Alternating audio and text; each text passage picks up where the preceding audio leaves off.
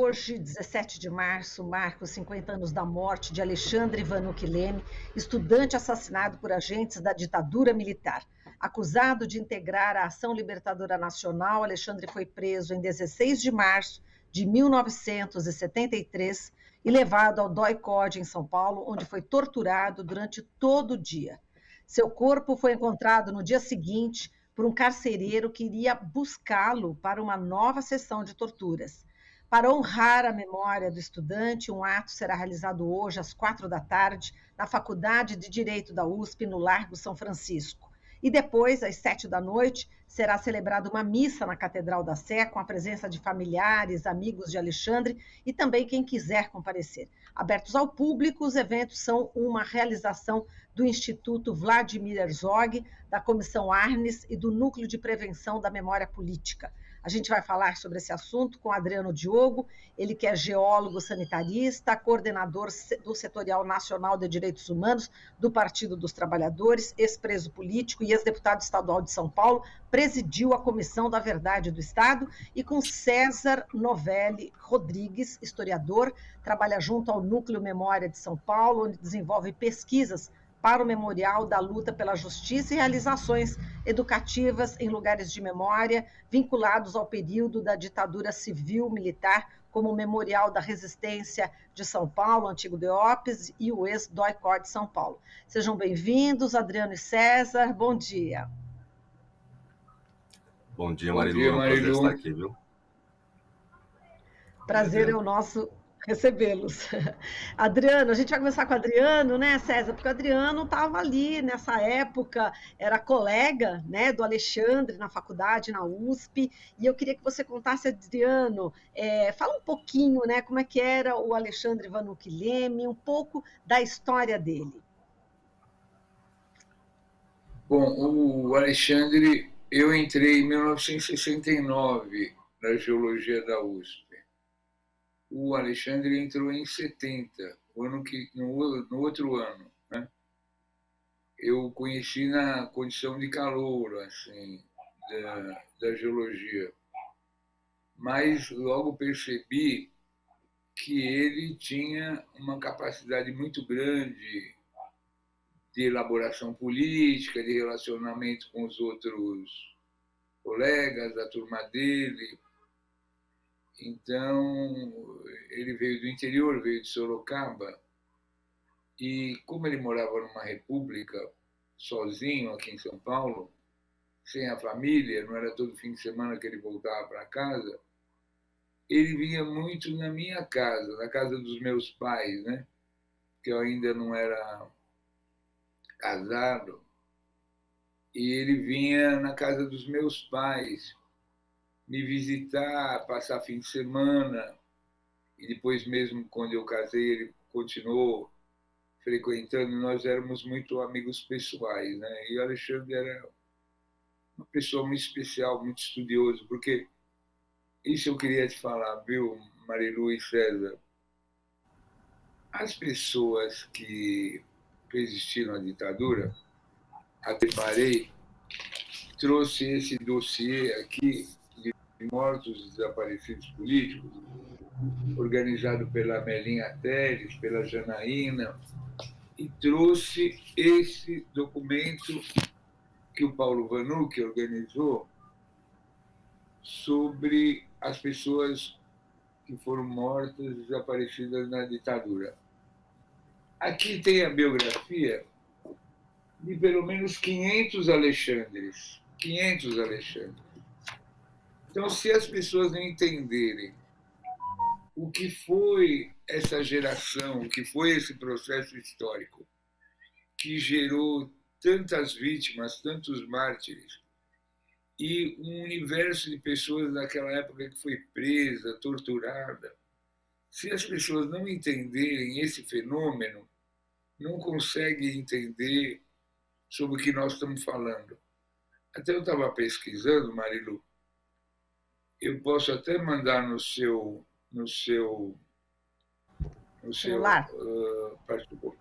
zap particular. Sim. Naquele dia que o Alexandre foi preso, eu tenho aqui esse pequeno pequeno vídeo que a Yara Xavier Gouveia produziu, o Alexandre foi preso na quinta-feira, no dia 15. 3 jovens foram mortos lá na Penha, na Rua Caquito, eles foram presos na Rua Caquito. Esses 3 jovens que aparecem, Francisco Manuel Penteado, o Francisco Osamu, japonês, 3 jovens da nossa geração que foram mortos lá na Operação Bandeirantes, no mesmo dia que o Alexandre foi preso. 3 jovens. Para eles não teve missa, não teve nada. Seus corpos sequer foram localizados. Esses 3. Por que eu estou dizendo tudo isso? Porque, infelizmente, a história da ditadura no Brasil não foi contada. Olha que o Paulo Vanucchi fez isso aqui com o ministro dos Direitos Humanos do governo Lula. E os atestados de óbito desses jovens mortos e desaparecidos ainda não foi corrigido. Eles foram enterrados, os que se sabe onde foram enterrados, como terroristas. Terroristas. Ninguém sabe nada da vida deles. De onde eles vieram, quais famílias, onde eles estudaram, quais eram os ideais. Né? Então, eu queria fazer essa introdução dizendo da importância desse dia de hoje, onde vai ter um ato na São Francisco, um ato político forte, uma missa na Catedral às 7h da noite, e nós vamos encontrar todo esse povo dessa geração, essa Sim. geração que tentou melhorar o Brasil. Exato. E César, enfim, bastante impactante, né? Essa fala do Adriano agora logo no começo da entrevista. Realmente as pessoas, muita gente, né? Muita gente ainda não sabe o que realmente aconteceu, né? Durante a ditadura militar, e o Brasil tem um longo histórico, né? De esquecimento quando se trata de violências, né? Cometidas pelo Estado. E, na sua opinião, César, qual a importância, né? De não deixar que casos como o de Alexandre e desses que o Adriano acabou de falar, desses 3 jovens também assassinados no mesmo dia, a importância, né, de que não caiam no esquecimento. O Alexandre é uma referência, né, Marilu?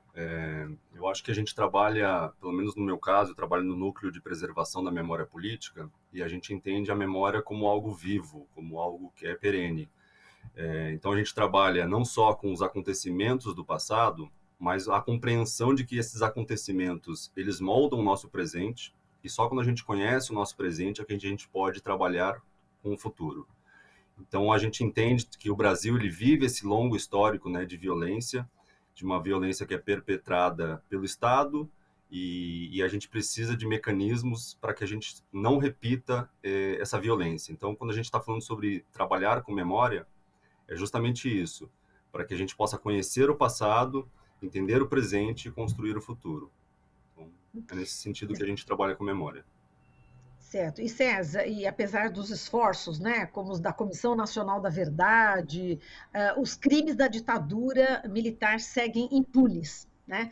Com o novo governo, há esperança de que uma justiça de transição seja finalmente implementada? Essa pergunta é para você, César, e depois também para Adriano. Queria o comentário dele, por favor. Claro.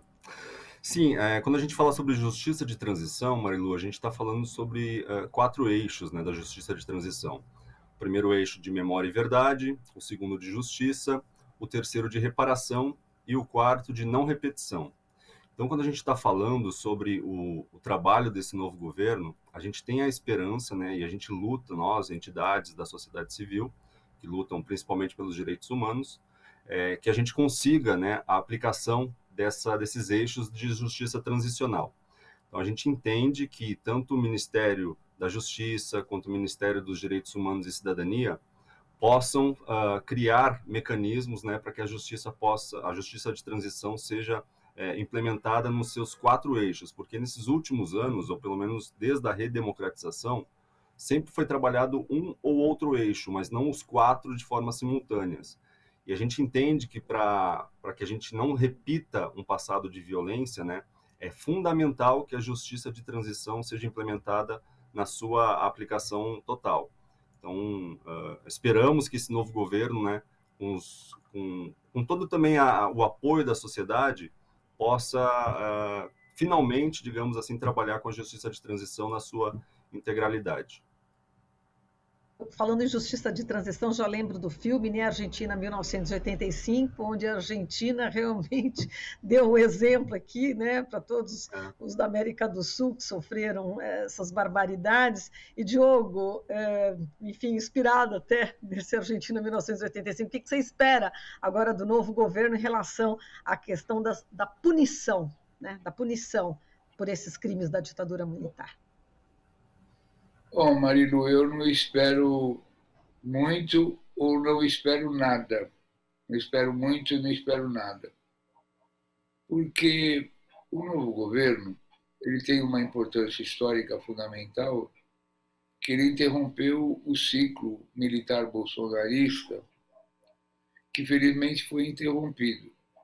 A outra ditadura durou 21 anos. Esse novo regime militar que nós ultrapassamos durou 4 anos. E o que marcou essa nova fase do regime militar? Assim, as coisas mais expressivas, como violência de Estado. A pandemia, né, o que ocorreu na pandemia, 700 mil mortos na estatística oficial, com a possibilidade de haver 30% de subnotificação. Cerca de 1 milhão de brasileiros pode ter sucumbido direto ou indiretamente na pandemia, fora os sequelados, e a tragédia Yanomami de Roraima, essa tragédia visível do chamado garimpo ilegal. A pergunta que se faz é o seguinte: esses casos serão analisados como violência de Estado? Esses casos poderão ser analisados e punidos? Haverá responsáveis dentro desses 4 eixos que o César apontou? Não acredito. Não acredito. Nem o golpe de 8 de março está tendo um aprofundamento devido à tentativa de golpe de 8 de janeiro, está tendo um aprofundamento devido que merecia ter tido. Ontem houve a notícia da devolução do mandato do governador Ibanez, que se vitimizou, dizendo que houve um apagão geral. Um apagão. Né? Então, nesse país, a impunidade ela é repetitiva. Aqui nesse país não existe justiça. Como é que você faz uma comissão da verdade tardia 50 anos depois dos fatos terem ocorrido e dos 4 eixos que o César apontou, só pode fazer 2 eixos, memória e verdade. Memória e verdade.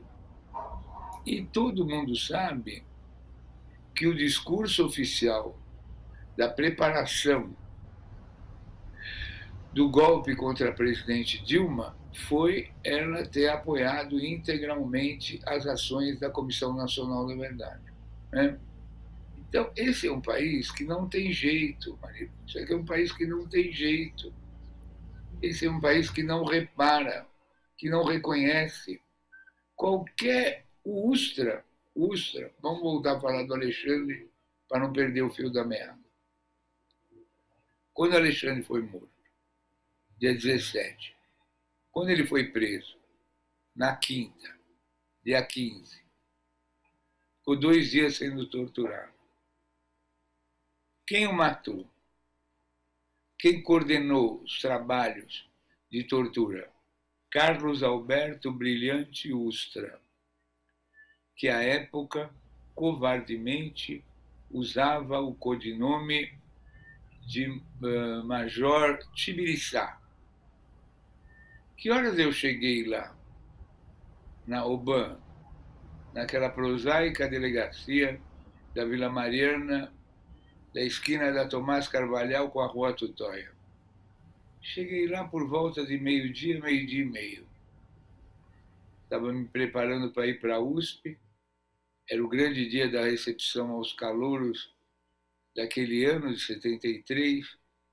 Tinha centenas de pessoas aguardando atividades culturais e artísticas lá no prédio da História e Geografia, e eles foram me buscar em casa, onde eu morava, lá na Moca. Eu e a minha companheirinha, Arlete. Fomos 2 presos, um em cada carro, encapuzados. Quando eu cheguei lá na UBAN, fui recebido pelo Ustra, pelo então covarde Major Tibiriçá, completamente enlouquecido, ensandecido, com uma arma na mão.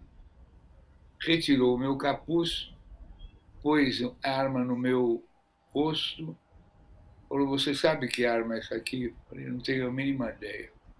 Isso aqui é um Magnum 45, uma arma de guerra, uma arma militar." Ele falou assim: "Acabei de mandar para a Vanguarda Popular Celestial aquele filho da puta do Minhoca, o Alexandre Vanucci, seu colega, e é para lá que eu vou te mandar também." Eu, muito assustado, não sabia nem onde eu estava, percebi que a coisa era gravíssima, porque eu sabia que o Alexandre não aparecia na faculdade, não aparecia em nada. Nós estávamos preocupadíssimos onde estava o Alexandre. Nós tínhamos chegado de Diamantina, no estágio de campo, o Alexandre não foi.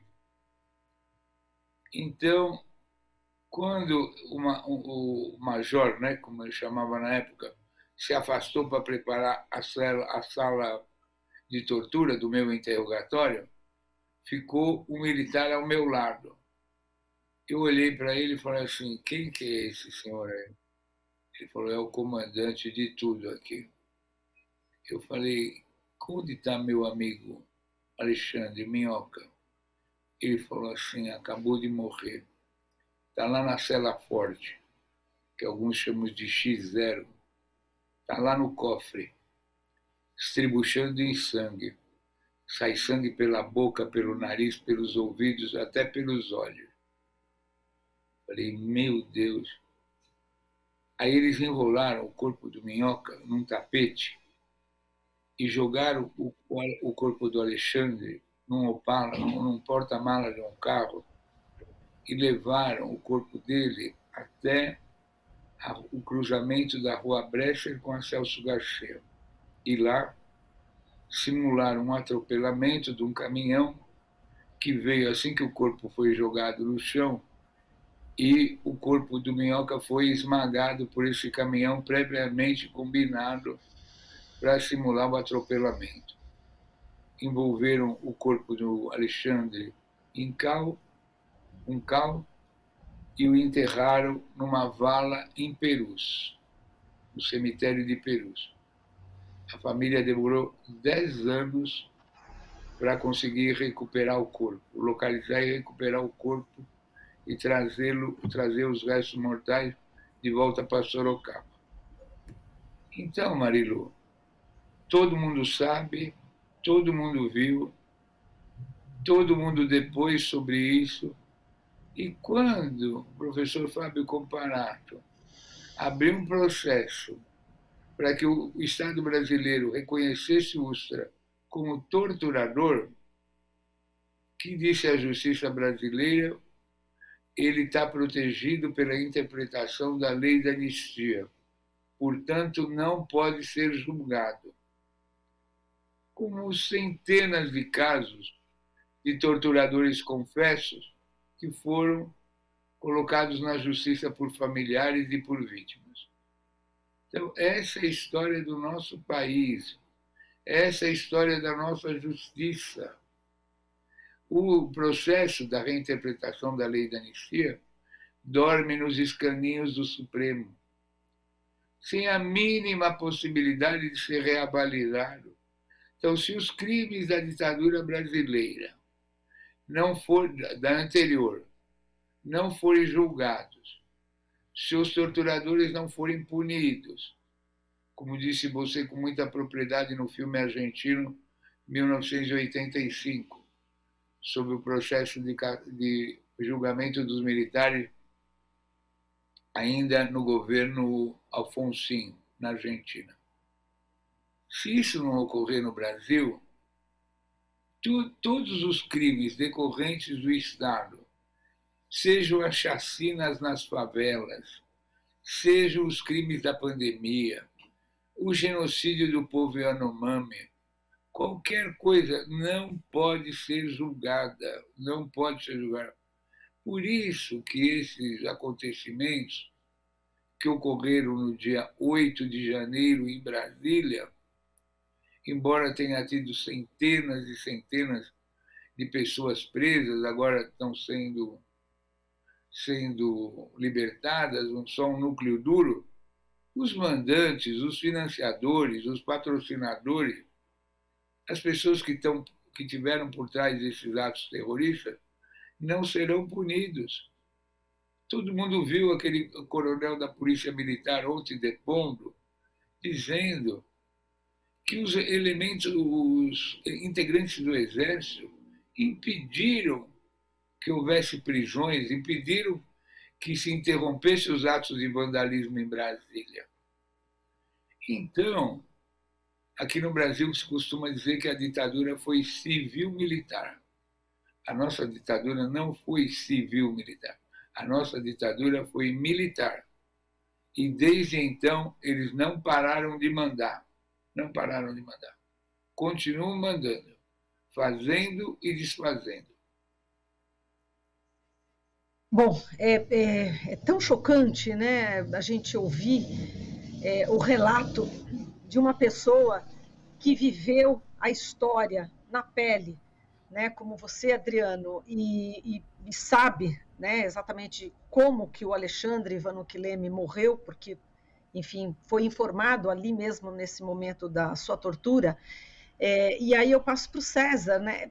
Não tem como se comover, desculpa, não tem como se comover com um depoimento desse tão forte e nada, né, absolutamente nenhuma punição até agora. Você, como historiador, César, o que você poderia nos dizer, né? Porque o Adriano ele não tem mais essa esperança dessa punição, né?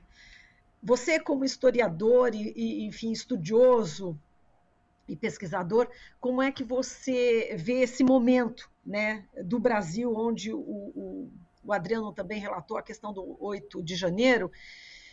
O que a gente pode esperar? Como a sociedade pode se mobilizar para conseguir fazer essa punição inspirada aí, novamente, na Argentina, 1985, nesse filme que ganhou o Globo de Ouro?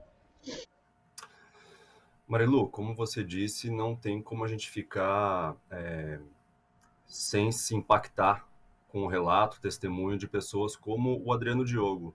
Então, foi isso que eu meio que tentei trazer um pouco no início, quando eu falei que a gente trabalha com a memória viva. O Adriano Diogo passou por essas situações e eu trabalho com ações educativas em lugares de memória vinculados a esse período da ditadura. Então, como o Memorial da Resistência, o antigo DOI-CODE, em um outro local de memória que nós estamos construindo, que vai ser onde aconteciam os julgamentos da ditadura. Eu tenho que trabalhar com esperança, né, Marilu? Porque a gente está lidando com jovens. A gente precisa passar para os jovens o que aconteceu, mas para que eles também possam continuar, digamos assim, a encampar, a levantar a bandeira, para que a gente possa viver numa sociedade mais justa, mais igualitária. Então eu entendo, respeito completamente a fala do Adriano e sei dos motivos dele ficar um pouco desencantado com o que a gente tem vivido, tem passado. Mas o meu papel enquanto historiador, enquanto educador, é justamente trabalhar para que isso nunca mais aconteça. E aí, quando eu estava fazendo um curso de história, quando eu fui pego, digamos assim, por essas narrativas, por essa história eu falei, não, eu preciso trabalhar com isso para que os meus filhos, para que os amigos dos meus filhos, para que uma nova sociedade possa surgir e a gente consiga, digamos, trabalhar para que isso nunca mais aconteça. E César, e a expectativa para hoje, né, para esse ato e essa missa que serão realizados em memória, né, da Alexandre Vanucchi Leme, a importância, né, das pessoas participarem, dos jovens também estarem presentes, aqueles que não conhecem essa história. Exatamente. Vai ser um momento de celebração da vida, do legado do Alexandre Vanucchi Leme. O Alexandre era um estudante quando foi morto, e o Alexandre encampava lutas também, né, por ideais, e esses ideais não estão mortos. Essa esperança não está morta. O Alexandre ele morreu em decorrência justamente de acreditar no mundo melhor. E a gente não pode passar a mensagem, né, para os jovens de que lutar, por exemplo, para que seja revogado o novo ensino médio, lutar para a melhoria da sua própria escola, lutar por uma sociedade mais justa, isso não pode passar a mensagem para eles de que isso não vale a pena. Então, eu acho que hoje é um momento de nós celebrarmos a memória, a vida de Alexandre Vanucchi Leme, e a gente convida a todos para que possam participar desse momento. Às 16 horas, a gente vai iniciar esse ato lá na Faculdade de Direito da USP, e depois, às 19 horas, será realizada uma missa na Catedral da Sé, celebrando a vida e a memória de Alexandre Vanucchi Leme.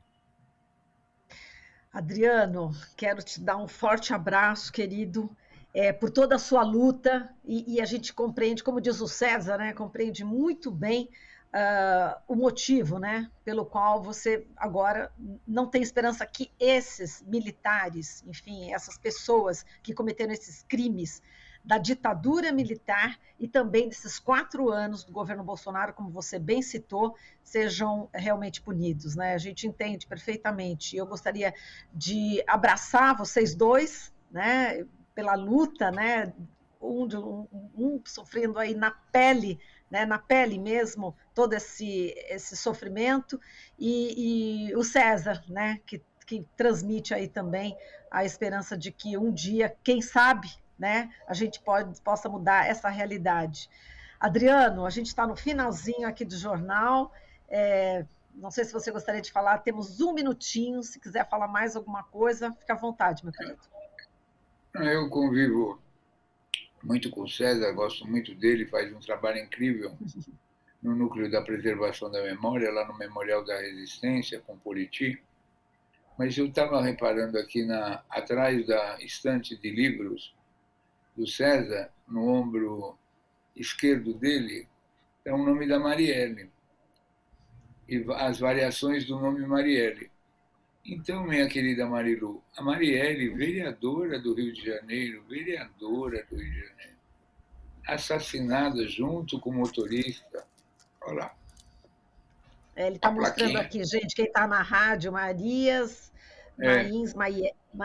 Malés. Diga lá. Malés.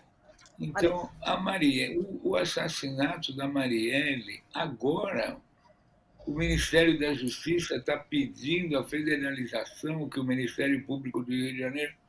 Você imagina uma vereadora assassinada todo mundo sabe quem mandou matar a Marielle. Todo mundo sabe no Brasil. Mas essa investigação não pode concluir, não pode ter o curso natural. Como é que se explica? Ontem, uma delegação do Ministério da Justiça foi visitar uma favela no Rio de Janeiro, e a extrema-direita do Rio de Janeiro diz que eles foram lá porque eles não foram agredidos, era uma pequena delegação sem esquema de segurança, porque eles estavam mancomunados com o crime. Então, essa situação do nosso país, Marilu, eu sei que tem que terminar o programa, você imagina que nós tivemos 400 anos de escravidão, querida Marilu e queridos ouvintes. Não foram 400 dias, foram 400 anos. Nenhum dos crimes dos escravagistas, do tráfico ilegal, foi sequer processado. Então, não que a gente tenha que desesperançar, as novas gerações, mas a gente tem que dizer para as novas gerações que esse país é um país cruel, um país de assassinos. E a maior expressão disso foi o governo Bolsonaro. Muito obrigado. Obrigada, Adriano Diogo, e também obrigada a César Novelli Rodrigues. E assim terminamos aqui o Jornal Brasil Atual de hoje. Você está ouvindo Jornal Brasil Atual. As notícias que os outros não dão.